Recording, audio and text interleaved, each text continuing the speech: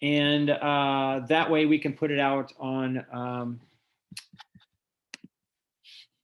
on YouTube or what have you, so that people can see this at their own leisure, or if you wanted to recommend this to another family or whatnot. One of the things that we'd like to say too is that at the end of all this, if you have some questions, we'll have some time for Q&A, but also if you wanted to talk to us afterwards, you can do that as well. So that's fine as well.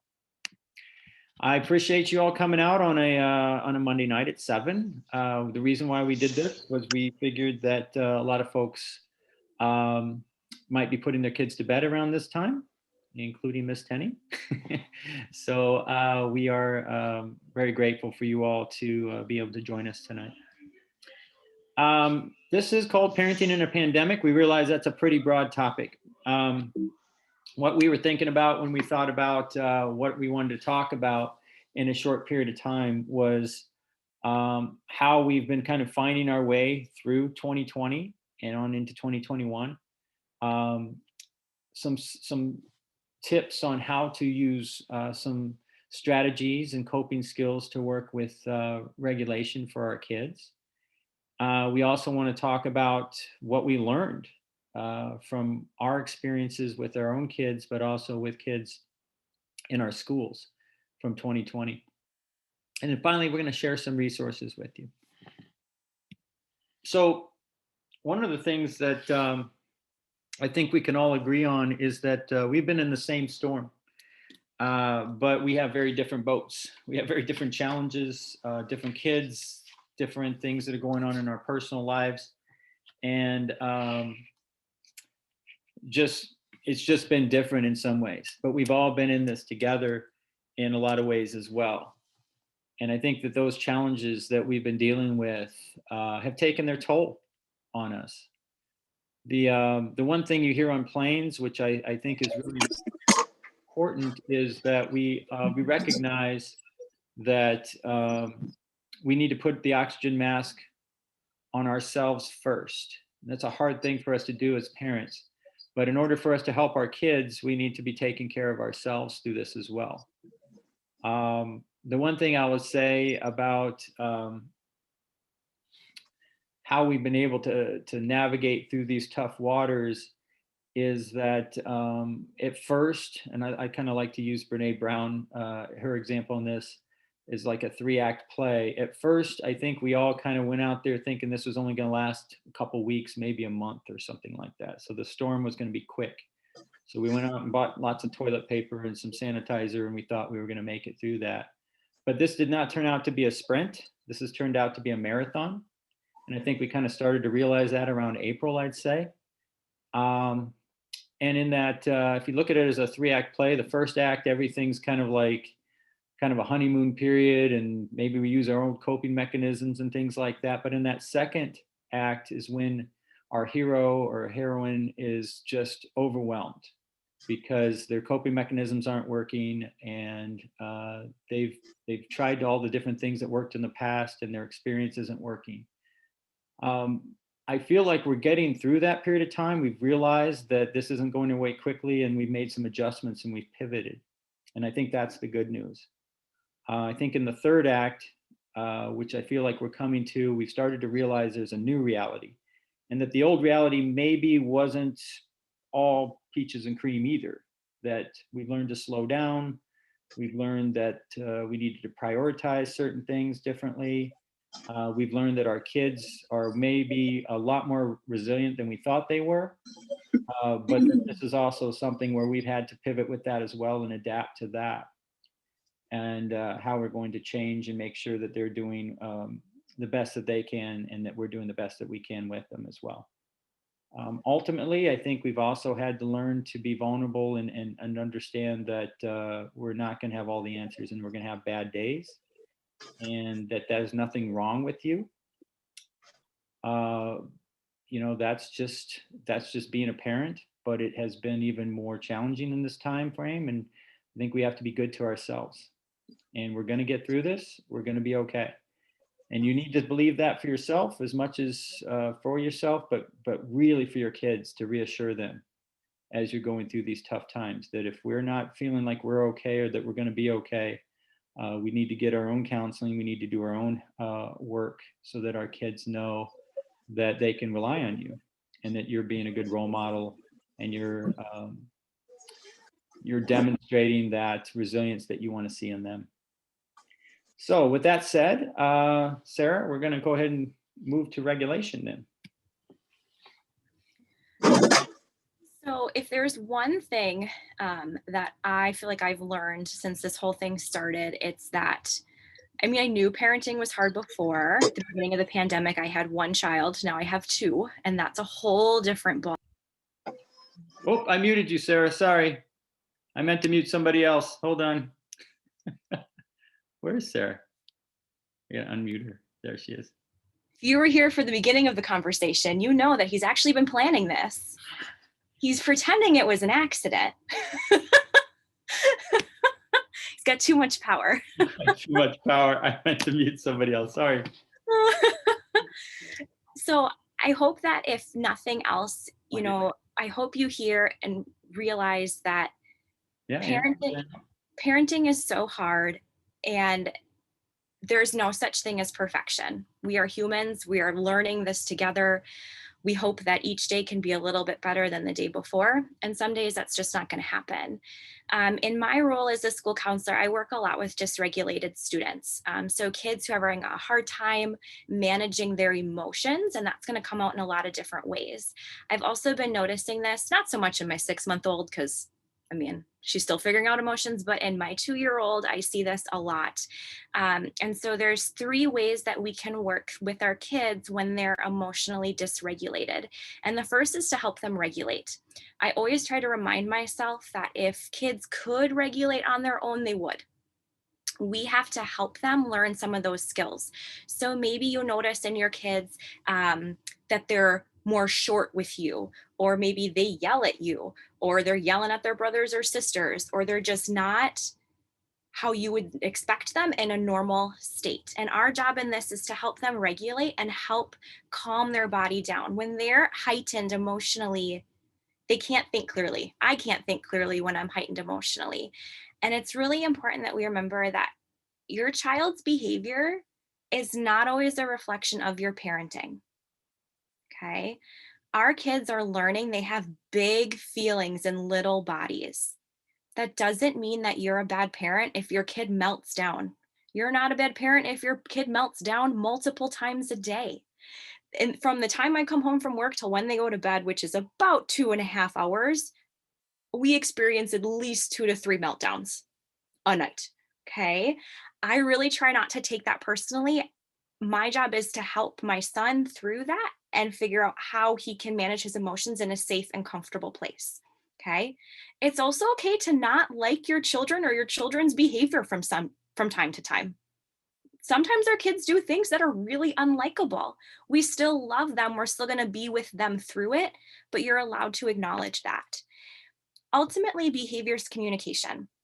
So when we're helping our kids regulate, we need to figure out, what are they trying to tell me? If they could use their words, and sometimes they're using their words quite strongly, right? If they're yelling, what is their behavior trying to tell me?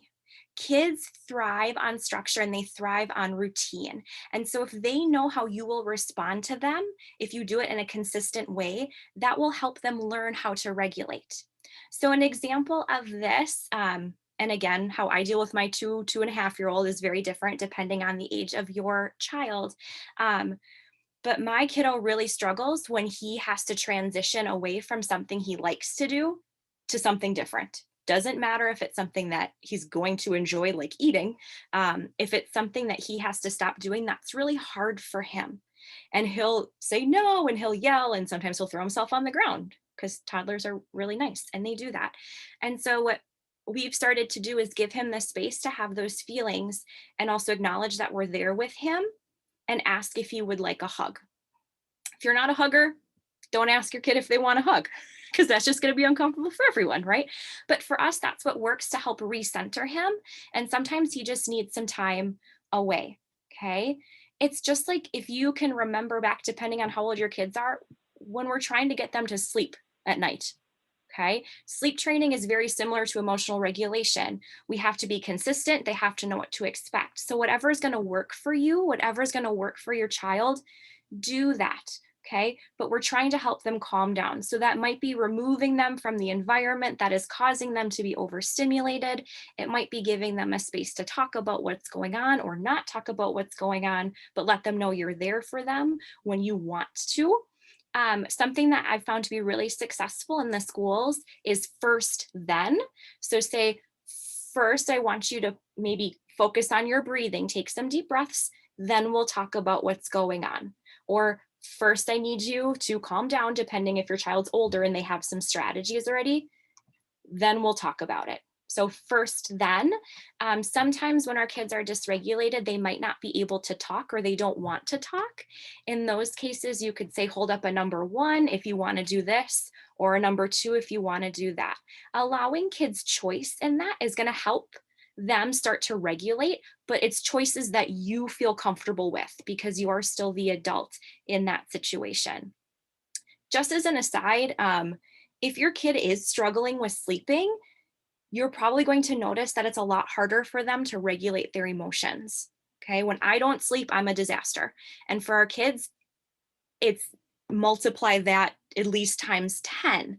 So if that might be a really great place to start if you're noticing, or if you think your kids, like they have a really good bedtime and they sleep through the night, check. I've had many kids who tell me that they sneak their devices at night, or they're doing things like just laying in bed, but they're not actually sleeping. And so that can be a really great first place to start with regulation. I just wanted to add to, and when I have three kids. I probably should have mentioned that in the beginning. And when my son, he's now 24, but when he was very young, we did use the Magic 1, 2, 3, and Magic 1, 2, 3 is quite simply counting. Maybe your own parents use this, but then it involves a timeout. And what you wanted to do with dysregulated children sometimes is just to disrupt that dysregulation. So in Magic 1, 2, 3, you say that's one, and then you wait to see if they're able to stop the behavior, and then that's two, and then you wait to see if they can stop the behavior, and then that's three. If you get to three, then you put them in a timeout. Now my son would never sit still for more than a couple seconds, so I learned pretty quickly that I had to adapt to his style, and knowing that if I put him down, he's going to get right back up again, and to let him know that yes, this is a timeout, this is a disruption of behavior. So what I did was I'd sit him down. I said, that's one, that's two, that's three. Then I get to three. I didn't say it that fast, but I'd give him a chance. And when I got to three, I'd say, okay, Jordan, you're in timeout. And I say, okay, you can come out of timeout now. So usually that would work. It was just disruptive of the behavior and he would go on to something else. If it didn't, I'd start the count again. And if I got to three again, I'd say, okay, you're in timeout. And I say, you can come out of timeout. So I wouldn't give him a chance to get up and run, but he would realize that, oh, when I do this, there's the consequence, and then I can start to get back into whatever I'm doing again. Again, Magic 1, 2, 3 is a great system, and there's other things called Love and Logic and things. But I find that you have to incorporate that into your own parenting style and to your own child. Anything else to add to that, Sarah?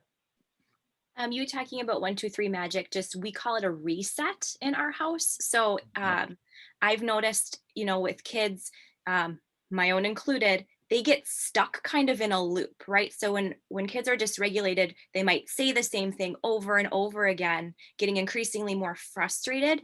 And like Dr. Mike was saying, we need something to kind of interrupt that loop, right? Somewhere in the circle, we need to try something different to pull it out. If you've seen the graphic of all the matches laying next to each other that get lit or lighted, I don't know which is the appropriate way to say that. And then you pull one match away, it stops them from continuing. So we have to pull that out of our circle. And so for us, what we do is we take them, usually it's at dinner time, because something about dinner time and children is just a disaster. And so we just take him and say, would you like a reset? Usually he says no. But I'm a parent, so we do it. And we just kind of walk toward his room. And usually by the time we get halfway up the stairs, he's calmed his body. And we just talk about what happened and what we're going to do differently when we go back down to the table. And that's it. Okay. And let me just say this works 99% of the time. Nothing works every time. Okay. Mm-hmm. If you found something that works every time, I would love to hear it.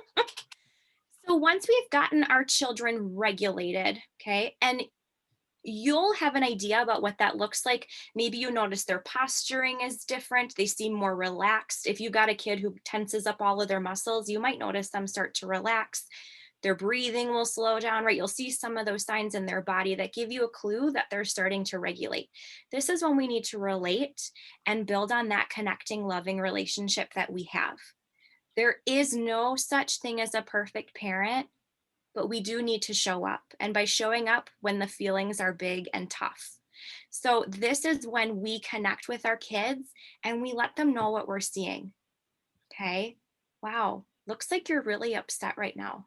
Ooh, it seems like you're really angry right now. Are you really angry?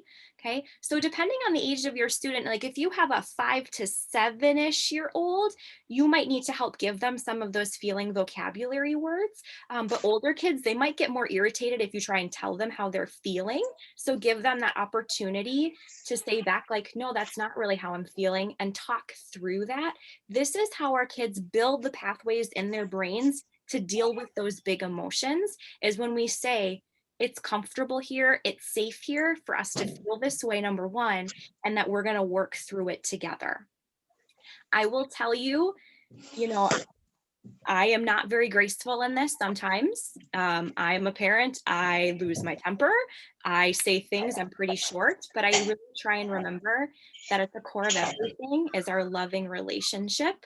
Um, and remembering that behavior is that communication piece and relying back to that. So, validating their feeling. We don't have to agree with their feeling, but it's very real for them, and being there with them through that.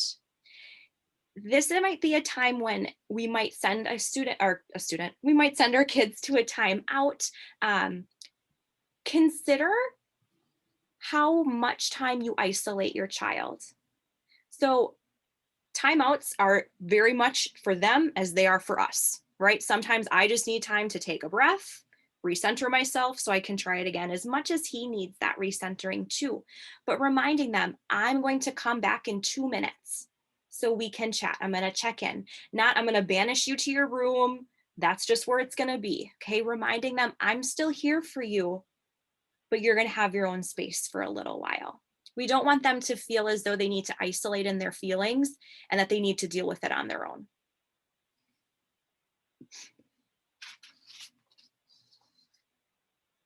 All right. And that last phase after we've related, and sometimes I should mention, sometimes this is like 2 minutes start to finish. Sometimes this might feel like it's going on all night.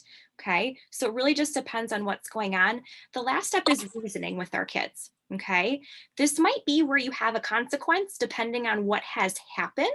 I will challenge you to think about what is the purpose of the consequence. Okay. The consequence should, in theory, change the behavior. So if you have a consequence and the behavior continues to happen, that's a sign that that consequence isn't working for your kid. It's not to say that it won't ever work, but right now, for the behavior that you don't want to see, that consequence isn't matching it. Okay. Another question I like to ask is this in their control? Okay. Are they dysregulated because they just don't have the skills yet to regulate and they were really frustrated? Or do they absolutely know what they're doing and they are just being maybe defiant or misbehaving? So asking yourself that, is this in their control? And what is the purpose of the consequence? If I say, and I've done this, I did this week, you weren't a very good listener, no TV time tonight. Okay. My 2-year-old cannot make that cause and effect connection. Okay. He can't understand that his behavior led to this consequence. So we have to help them get there if we want the behavior to change. Otherwise, it's just going to feel like we're running into a wall and getting more frustrated with it. Sometimes we have to hold them accountable. Sometimes we don't. That's how you get to decide as a parent. But when you have that trusting relationship and we've related to them and we've shown them that we're there to care for them and we approach the consequence from that lens, it should lead more quickly to some behavior change.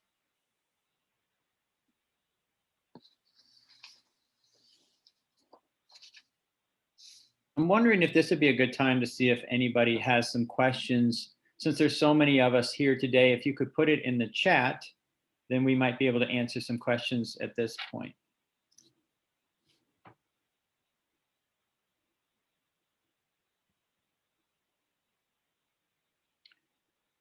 And continue to just, if I'm gonna give you a little chance to type, but if you don't have a question right away, we can always stop and answer them later on.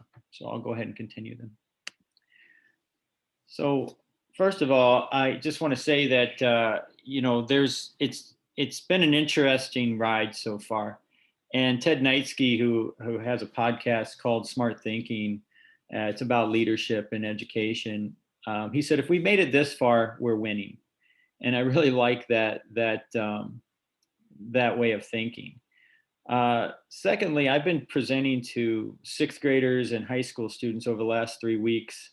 And I asked them this question. I said, if I could erase your memory from March until now, you wouldn't have to deal with all the different things that have happened since the pandemic started, with the social justice movement, and with the election and all those things. You could just erase all that, and all the things that happened to your family that were negative. Would you just erase your memory from March until now? And without question, almost every student says, no, I wouldn't want to erase my memory.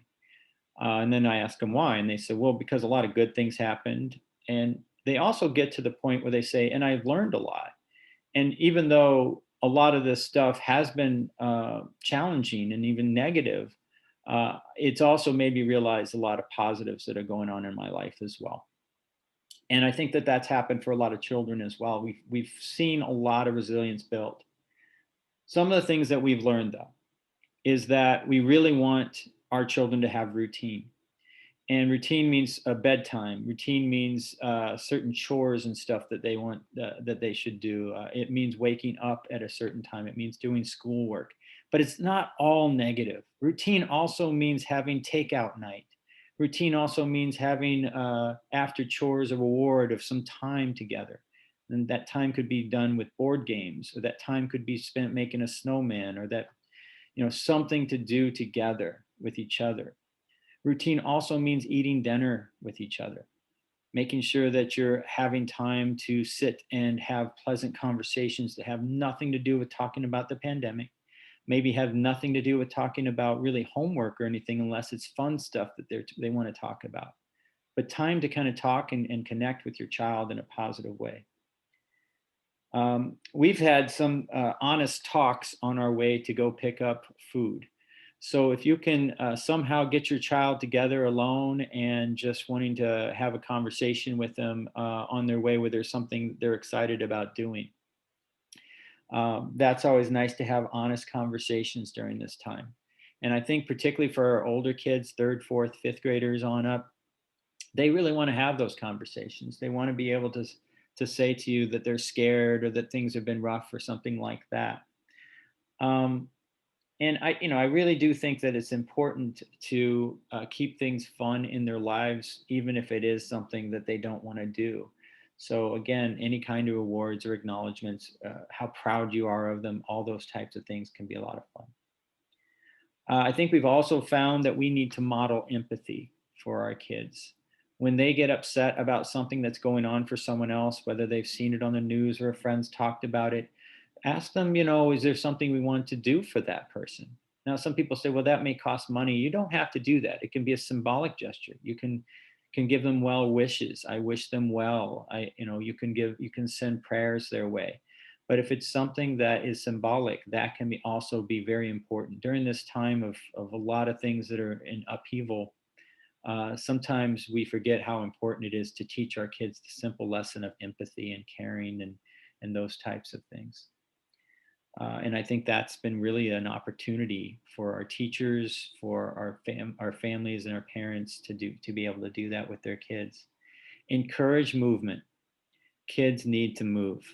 Kids of all stripes. I don't care if they have ADHD or they don't have ADHD. Kids need to get up and move.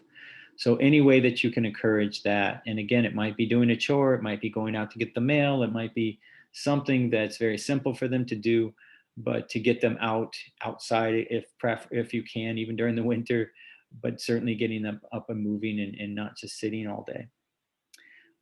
Say no things to, I think we've been able to slow down a lot. A lot of the silver linings I hear from kids is that they've connected more with their parents, but they've also kind of prioritized things, what they're grateful for. Do a gratefulness journal, and have your kids do that as well. Writing down just one positive thing that's happened to them that day can help increase their energy, can help increase their ability to even go to the doctor. It can increase your immune system and stuff like that. So writing down or taking a picture on on your phone with your phone and something that they're grateful for each day. So slowing down is okay. I think that's something that we've learned as well in 2020. Also, not all kids had the same challenges. You know, some have thrived in this. We've seen some kids that have actually preferred being online.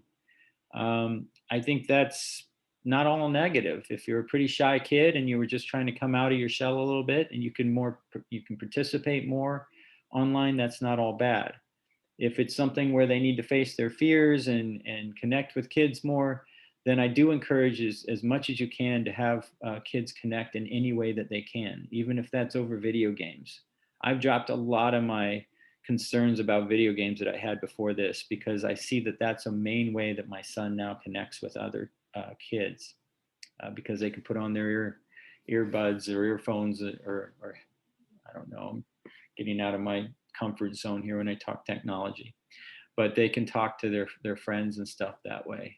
And that's been a pretty cool thing for him to be able to connect because we've been one of those parents that's been more strict. We don't let him have sleepovers. We don't let him go to the trampoline park and stuff like that. Because both of his mother and I both work for the school district, and we just don't want to expose ourselves to the coronavirus and then have possibly expose your kids to the coronavirus. So we've been a little bit more strict with him. But if there's anything he can do to kind of socialize with other kids, whether it be playing outside and social distancing and stuff like that, we certainly have encouraged that. He also has been playing soccer, and I love the YMCA down in Oshkosh. They all wear masks, and you can only have one parent watch. They've been very careful because they don't want to shut down the Y. So there's some great things that are still out there for kids if they want to socialize and if they want to stay active. One more thing, if you have decided that you want to get therapy for your kids, teletherapy has really boomed during this time.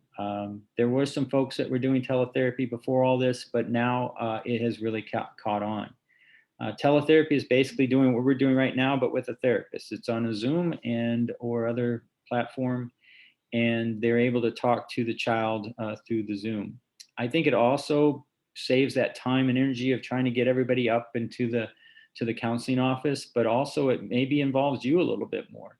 One of the concerns that I've always had about therapy is that sometimes we don't involve enough of the family with it. We sit down with the child, maybe doing play therapy and all those types of things. But I think it's really important not only to set goals when you're having parents or when you're working with a child, but also to have the parents involved because really, I'd say pretty much at any age, but certainly fifth grade on down, if you're not part of that that work and understanding what the therapist is explaining to them about their diagnosis or about counseling or those types of things and the strategies that they're using, I don't see how that sticks. Because besides the teachers, nobody spends more time with your kid than you do. So once a week really isn't going to do it unless you're practicing what they're teaching. And there's some great therapists that are doing great work, and I think you need to hear what they're saying to your child so you can help them with that. And I think teletherapy allows that to happen a little bit easier sometimes. So that's what I have to say about that. Anything to add to that, Sarah? I would also encourage you, if you're having concerns for your children, reach out to the school counselor. If you don't know who your school counselor is, you can stay on after this and you just tell me the school and I can tell you who to get in touch with.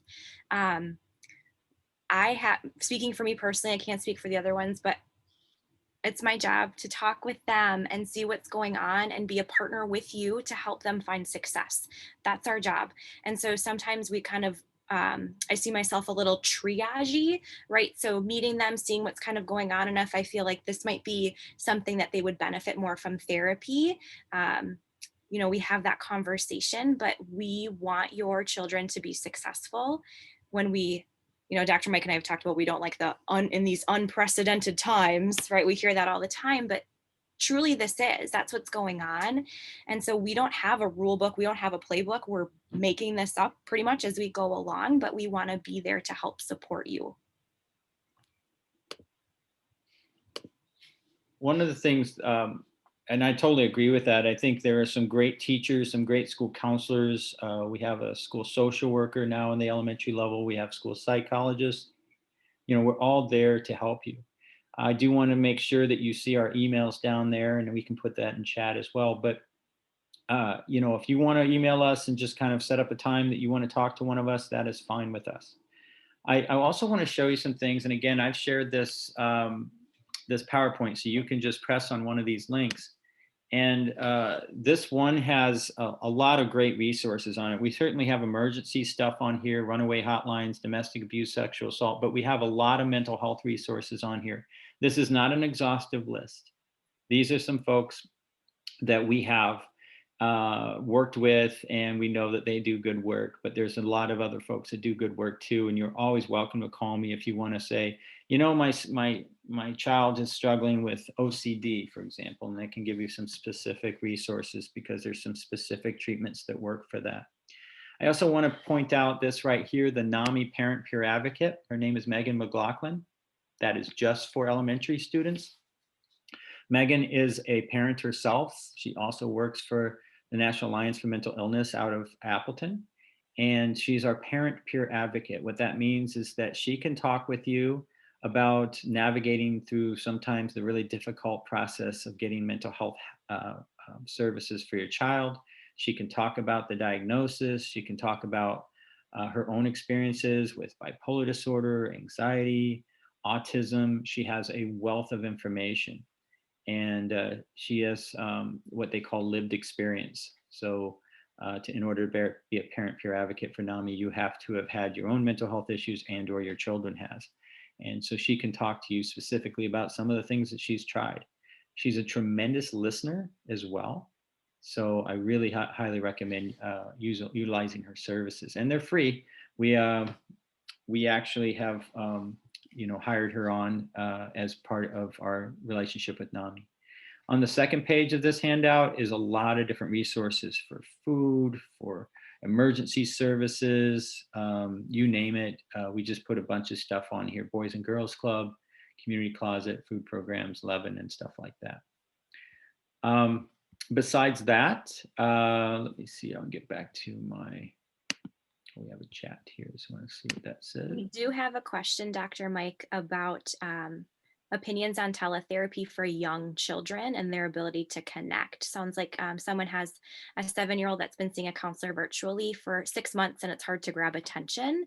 Would it be beneficial to have someone seen in person?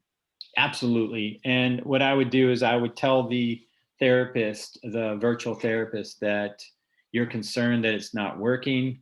Certainly hear them out, and that you would wanted them to see someone in person. Sometimes some of these folks are able to see you in person, but they kind of reserve those for folks that aren't getting the resources or the strategies and coping skills that they need. But sometimes they'll say, okay, I understand what you're saying, and they might offer you some referrals. If you're still unhappy or you want some referrals, I can certainly give you some referrals of some folks that said that they are in person. There's not a lot right now, I'll be honest. There are some, and some of them are full, but I would be willing to work with you on that. It's a great question. All right, I need to get back to the resources here because I got off that website. This one, the next one I'm looking at is the Attitude website, and it's ADD. So if your child has experienced attitude, if your child has experienced or has ADHD or ADD, there's some great stuff on here as well. In particular, I really like this article, which is what I was referring to a lot of the stuff today, but 10 Rules for Life Crystallized by the Pandemic, ADHD Lessons Learned. It's got a lot of surveys that they've given to parents, and they've looked at both the things that kids have been struggling with, but also some things that kids have kind of taken from all this build resilience, which is nice. So that article is in there as well. But that if you want, you can get that website. You can sign up for their listserv, I guess, and they'll send you at least 2 or 3 articles a week, sometimes 2 or 3 articles a day. But they have a ton of great stuff on that website that's not just ADHD related. If you're looking for more anxiety or OCD types of things, this is the AT Parenting Survival website. She also has a podcast. Her name is Natasha Daniels, and her podcast is called AT Parenting. So I listen to that podcast probably at least once a week. They're about 40 minutes each. I learn something every time I listen to them. She has real live parents on there. She has experts on there. She herself suffers from anxiety and OCD, and she has children who struggle with anxiety and OCD, as well as being a therapist. She has everything from totally free resources, including articles and videos, to you could buy books, of course, and you can even get on her AT Parenting groups that she runs, and those do cost some money, but I've never done that. But I think she's got a lot of great resources, and like I said, I would listen to her talking about anxiety any day, because she really knows her stuff. With that, we are ready, and we can certainly talk through resources, or we can talk about any questions that you have. So I'm going to stop sharing here, and we'll get back to the regular group here. So we have some time for some questions if you like, and you can put them in the chat, or you can ask them if you'd like. And of course, like I said, we have been recording this, so we'll be sending that out on YouTube pretty soon. We'll give that to Jim Strick, and he can send that out. So one of the questions we have, Dr. Mike, suggestions to keep kids motivated and optimistic when they're disappointed about remaining completely virtual for school. Those 2 questions, and they're motivated and optimistic. I think one of the things I would ask you is what motivates your child, first of all. What sort of acknowledgments or what sort of things kind of helps them to get to wanting to do things? And that might be very idiosyncratic or individual to your child. Optimistic is really, I think, anytime you have a chance to acknowledge and encourage them, to help them to see that you're very proud of them for their efforts. Sometimes, and I don't know what you would say about this, Sarah, but sometimes it's okay to let them, take a break every once in a while, because it is a lot of sitting and looking at a screen. So I would say that if you can get up from 5 minutes of work to 10 minutes to work to 20 minutes to work, it's one of those kind of things where you can do that. Or if they're at an hour or 2 hours right now and they just really are overwhelmed, to say, you can take a 5-minute break here and there. Now, most teachers are really, really good. I'd say all of our teachers are really good at recognizing that and giving them breaks and doing their own things to help them, to motivate them. But if you're struggling still, I would also probably check in with the teacher and kind of talk to them about that and see if there's any ideas that they have as well. Excuse me. Anything else to add to that, Sarah? I would say, a big struggle that we see with our virtual students is that the structure is, a lot of it is left up to whatever's working in your home environment. So a teacher would not necessarily know if your student is struggling because they're not like right in front of them all the time. And when kids, I think about myself, when things are hard, if I don't feel like I can ask help or get help right away, sometimes my motivation then is kind of gone and out the window. And so identifying kind of what that threshold is for your kiddo, what are those things that lead to their frustration, which then might be leading to their lack of motivation, and see if they can help identify. I do a lot with like, how do you know in your body when you're starting to get frustrated? What do you notice?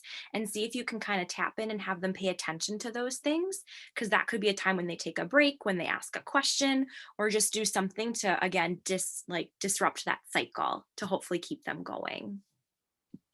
And we know from research from Angela Duckworth is that, we really want to make sure that children understand that we're encouraging them through their effort not how smart they are. So it's really about, even though they're failing, that they're learning. Not failing is the word that they use, but I would say even though they're struggling at something, but they're learning. So I appreciate the effort.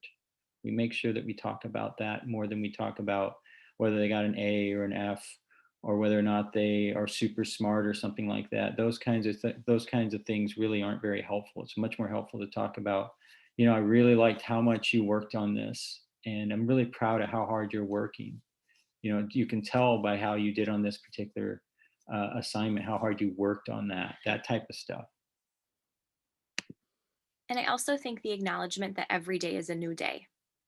Sometimes I think, the frustrations of today carry over into tomorrow, and then they just build and build and build. So if there's something that, you can do as a family to kind of put an end to each school day and talking about starting fresh the next day, um, that might help with, the optimism that I just need to make it through today. And then tomorrow is a new day. Not thinking about what happened before, not thinking about what's yet to come, but just right now. Any other questions? Not that we answered those completely, but any good tips for how to literally and figuratively break through the noise when a child is in a heightened state and is making too much noise herself to even hear words without yelling? Sarah, do you have something on that? So it doesn't work all the time. But what I do sometimes is actually speak more quietly, because they want to hear what you have to say, but they're also trying to match and they're trying to ground themselves in something. And so if you can kind of like calm yourself, kind of, I have to check myself too, but speaking in soft, slow tones can sometimes help bring them down. Otherwise, I would just suggest to keep being a broken record. So pick, 5 words or less of something you want them to do and just repeat it. Because what happens is when we're cycling through, the more information we give the brain still has to think through it. When it's thinking about what you said 10 minutes ago or 5 minutes ago, it's still processing through that. So we're continuing to overwhelm the brain, which is not going to help with regulation. So if what you want them to do is stop yelling, I will talk to you when you stop yelling. I will talk to you when you stop yelling, and just kind of try as much as you can to keep your cool. You might be raging on the inside, right? But just trying to keep it calm and slow and repetitive.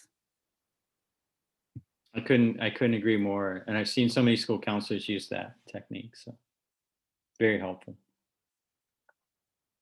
Had to use it when I worked with the college kids too, Dr. Mike. Yeah, that's true. When you're a CA, it's true. College students aren't very far away from adolescents. Absolutely. A lot of similarities.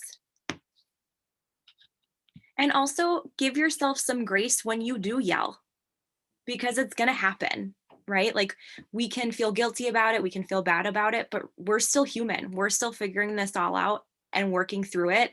And all I can do is try and be better the next time, right? So cut yourself some slack if and when it does happen. And yeah, I definitely want to reiterate that if you make mistakes and you lose your cool, forgive yourself, model apologizing. I've definitely had to do that. I came from a family of yellers. Um, and I would say that my wife, in the 30 years I've known her, has never yelled once. So she's been a great counter to me and a great role model to me. But when I have lost it, I have come back and apologized to my kids and said, I am so sorry. That was not okay.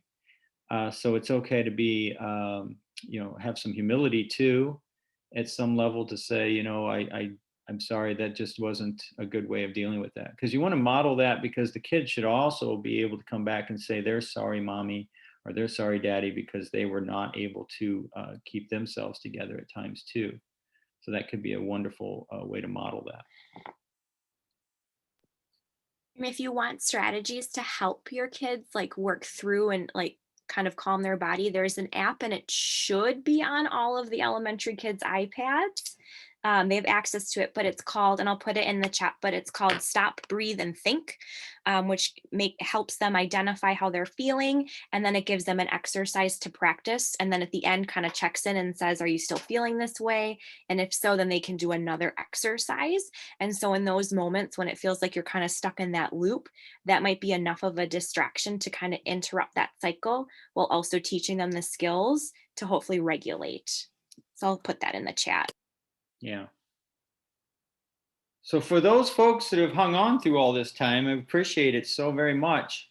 So it's called Stop, Breathe, and Think for Kids. That is a wonderful app, and I know one of the school counselors turned me on to that, and I have used that with children, and they love it because they can actually look at their feelings too. They can press on the feeling that they're having, and it will actually give them some sort of relaxation technique or some sort of mindfulness exercise that they can do that relates to that. I just want to thank you all for coming tonight. If you do want to contact us, again, you should have the copy of the PowerPoint, and you have our emails on there, or you can just look us up on the school website as well. Again, my name is Michael Altekruse, and this is Sarah Tennie. So thank you all for joining us tonight, and I hope you have a great evening.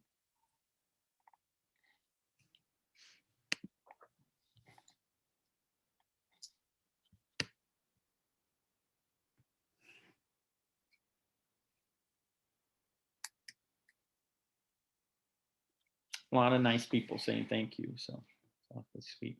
Is your mom on there? Yeah. Well, no, she didn't say it, but she's still on here. Mom, say thank you. Is she still here?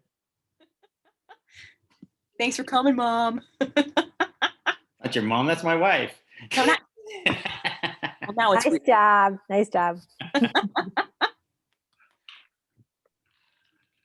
Thank you, Beth. Thanks for coming, Beth.